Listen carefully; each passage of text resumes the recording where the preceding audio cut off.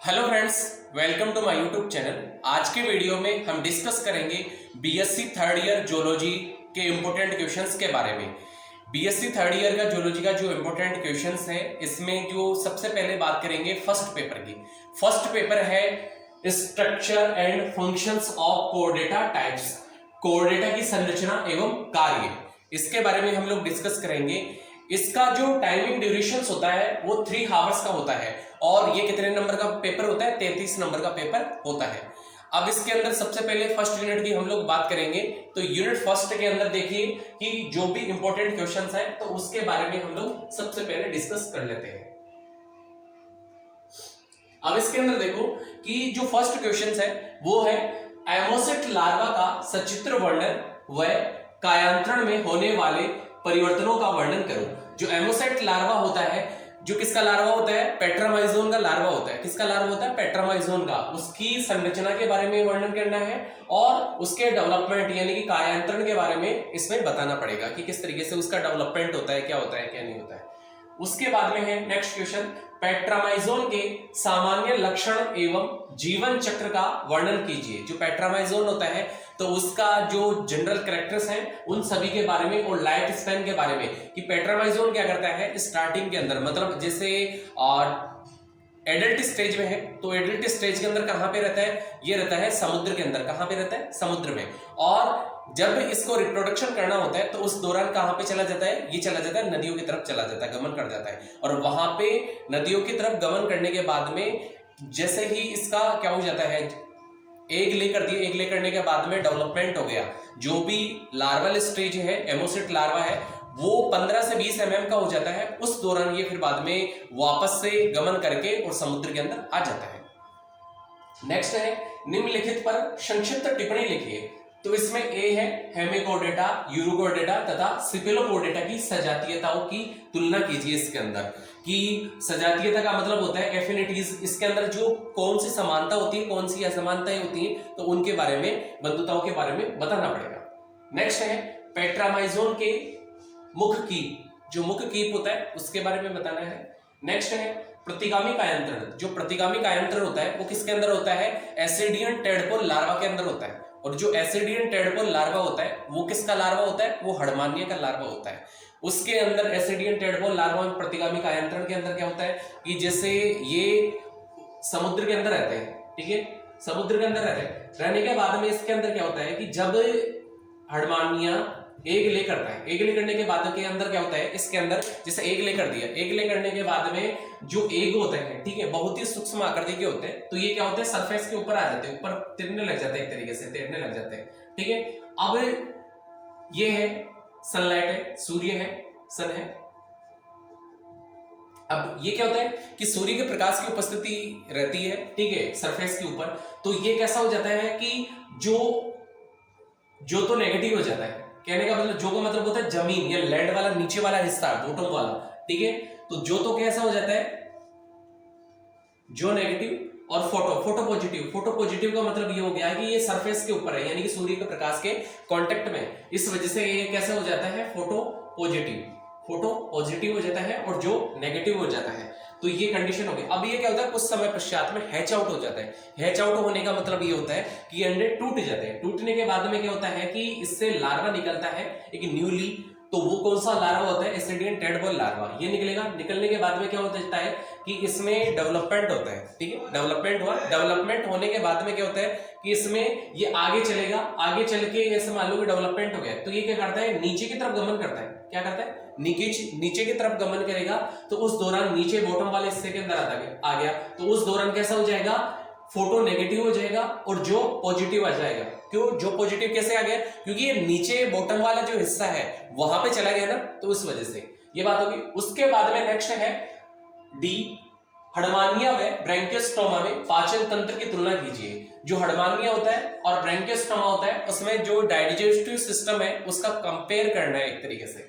Next है निम्नलिखित पर संक्षिप्त टिप्पणी लिखिए। इसमें ए है हड़मानिया व ब्रैंकियोस्टोमा, जिसको एम्फियोक्सिस भी कहा जाता है, एम्फियोक्सिस भी बोलते हैं इसको, में रुधिर परिसंचरण तंत्र की तुलना करनी है इसके अंदर। नेक्स्ट है हड़मानिया का तंत्रिका रंबिका, और लास्ट क्वेश्चन है इस यूनिट का, ब्रेंकियोस्टोमा में आसन क्रियाविधि। जो फीडिंग मैकेनिज्म होती है, आसन का मतलब होता है फीडिंग मैकेनिज्म है, यानी कि फीड किस तरीके से कर रहा है वो। ओके, तो ये बात हो गई यूनिट फर्स्ट की। नेक्स्ट सेकेंड यूनिट की हम लोग बात करते हैं। सेकेंड यूनिट के अंदर जो भी इंपॉर्टेंट क्वेश्चंस हैं तो वो देखते हैं हम लोग। इसके अंदर फर्स्ट क्वेश्चन है, खरगोश में नर मूत्र जनन का वर्णन कीजिए। यह है वेरेनस के नर मूत्र जनन से किस प्रकार भिन्न है, तो इसका कंपेयर करना है। उसके बाद में नेक्स्ट है, मेंढक में परिसंचरण तंत्र पर लिख लिए। इसके अंदर सर्कुलेटरी सिस्टम है, मेंढक फ्रॉग होता है, उसके ऊपर लिखना पड़ेगा। नेक्स्ट है, निम्नलिखित पर संक्षिप्त टिप्पणी लिखिए। ए है इसमें लेबियों की आहरना, बी है पक्षियों के पिच की संरचना, यानी कि जो फेदर्स होते हैं, पंख होते हैं, उनकी संरचना के बारे में है। सी है पक्षियों में श्वसन तंत्र। नेक्स्ट है कबूतर की आहरनाल। नेक्स्ट क्वेश्चन है इसमें, वेरेनस में तंत्रिका तंत्र पर लेख लिखिए। लास्ट क्वेश्चन है इस यूनिट का, कशेरुकियों के सहायक श्वसनांग पर टिप्पणी लिखिए। तो ये बात हो गई यूनिट सेकंड की। नेक्स्ट हम लोग बात करते हैं थर्ड यूनिट की। अब लास्ट यूनिट है थर्ड यूनिट। इसके अंदर देखो कि जो इंपॉर्टेंट क्वेश्चंस है तो उसके बारे में हम लोग डिस्कस करते हैं। इसमें सबसे पहले है, निम्नलिखित पर संक्षिप्त टिप्पणी लिखिए। अब इसमें ए है, विषैले व विषविहीन सर्पों में मुख्य अंतर लिखिए। इसके अंदर देखो कि जो पॉइजनस और नॉन पॉइजनस जो स्नेक्स होते हैं तो उनके बारे में लिखना पड़ेगा कि जो पॉइजनस स्नेक्स होते हैं उनका जो टेल वाला हिस्सा होता है वो कैसा होता है, पीछे होते हुए काफी बारीक होता चला जाता है, ठीक है। और देखो कि 90% होते हैं नॉन पॉइजनस होते हैं और जो 10% रहते हैं एक तरीके से वो पॉइजनस स्नेक्स होते हैं। इसके बाद में हम लोग नेक्स्ट बात करते हैं, मछलियों में पाए जाने वाले सल्क व पंख। नेक्स्ट, स्तनधारियों में अनुकूलनी विकरण के बारे में आप लोग को बताना पड़ेगा। इसमें डी है, मछलियों में पूंछ पंख, जो पूंछ पंख होते हैं, कडल फिन जिनको कहते हैं, डिफरेंट टाइप्स के होते हैं, उनका क्या किया जाता है, जैसे डिफरेंट टाइप्स के जो पंख होते हैं, फिन होते हैं, उनका एक तरीके से कट करके, यानी कि जो भी इंडस्ट्रियल लेवल के अकॉर्डिंग कट करके और फिर बाद में उनको एक तरीके से मेडिसिन के अंदर यूज में लिया जाता है। ओके, इसके बाद में नेक्स्ट क्वेश्चन है, मछलियों में प्रवास पर विस्तृत लेख लिखिए। देखो मछलियां क्या करती हैं, ये भी प्रवास करके जाती है एक जगह से दूसरी जगह पे, रहने के स्थान के लिए, फूड न्यूट्रिशन के लिए, रिप्रोडक्शन के लिए। तो इसी तरीके से इसके बारे में डिफरेंट टाइप्स की जो भी होती है उनके बारे में लिखना पड़ेगा। नेक्स्ट है, सर्पों में विष उपकरण, जो सर्पदंश होते हैं वह सर्पदंश क्रिया का सचित्र वर्णन कीजिए। इसके अंदर देखो कि जो विष उपकरण होते हैं, सर्पदंश होता है, वो उसका स्ट्रक्चर किस प्रकार से होता है और सर्पदंश की जो मैकेनिज्म होती है वो किस प्रकार से होती है। देखो सर्पदंश तो कर दिया, इसके बाद में क्या होता है कि जो सर्पों के लिए एंटीविनम तैयार किया जाता है वो किसके अंदर तैयार किया जाता है, वो हॉर्स के अंदर, घोड़े के अंदर तैयार किया जाता है। अब इसके बाद में नेक्स्ट है, निम्नलिखित पर संक्षिप्त टिप्पणी लिखिए। जो लास्ट क्वेश्चन है इसका, ए है, एम्फीबिया में पैतृक रक्षण, जो फ्रॉग्स होते हैं, मेंढक होते हैं, उनके अंदर पैतृक रक्षण किस प्रकार से होता है। नेक्स्ट है, पक्षियों में उड़न अनुकूलन। और लास्ट क्वेश्चन है इसका, स्तनियों यानी स्तनधारियों में दांतों के प्रकार, जो इंसिजर, केनाइन, प्रीमोलर और मोलर जो टीथ होते हैं और डिफरेंट टाइप्स के और भी टीथ होते हैं उनके बारे में। नॉर्मली तो मेनली तो ये 4 प्रकार के होते हैं, या फिर बाद में जैसे एक बार दंती, द्विबार दंती, बहुबार दंती, इनके अलग अलग टाइप्स के बारे में हम लोग कंडीशंस के अकॉर्डिंग बात कर सकते हैं।